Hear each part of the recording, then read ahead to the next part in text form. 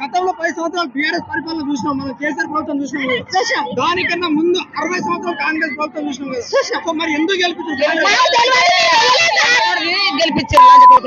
అంటే ఏం లేదు. ఇక ఓట్లే పరంగా గుప్పింది కదా ఆమె ములుగానే గుప్పే వరకు మొత్తం గెలిచింది గంటే లంచానికే అవుతుంది గంటే. వినయ్ భాస్కర్ ఓడిపా ఇంకేమున్నది తిరుగుతా ఉన్నాడా మీ ప్రజల్లో తిరుగుతా ఉన్నాడా?